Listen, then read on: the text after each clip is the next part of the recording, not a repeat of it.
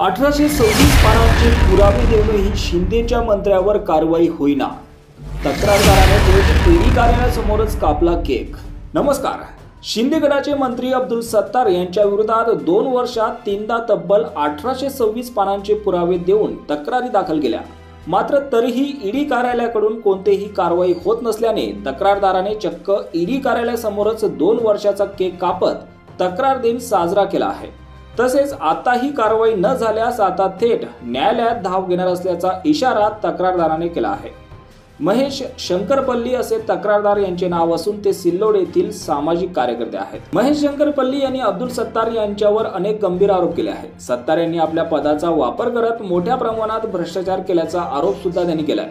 त्यामुळे सत्तार यांच्या विरोधात 2 वर्षांपूर्वी त्यांनी ईडी कार्यालयात तक्रार दाखल केली होती। तसेच तेव्हापासून आतापर्यंत 3दा महेश शंकरपल्ली यांनी एकूण 1826 पानांचे पुरावे जोडत सत्तार यांच्या विरोधात ईडीकडे तक्रार केली आहे। मात्र तरीही कारवाई होत नसल्याने ईडी विरोधात हटके आंदोलन करत महेश शंकरपल्ली यांनी आज ईडी कार्यालयाच्या समोर केक कापत तक्रार दिन साजरा केला आहे।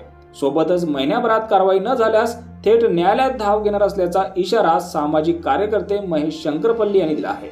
यावर तुम्हाला काय वाटतं? तुमची प्रतिक्रिया कमेंट बॉक्समध्ये नक्की कळवा आणि असे राजकीय घडामोडी पाहण्यासाठी चॅनलवर नवीन असाल तर सबस्क्राइब करून बेल आयकॉन दाबायला विसरू नका।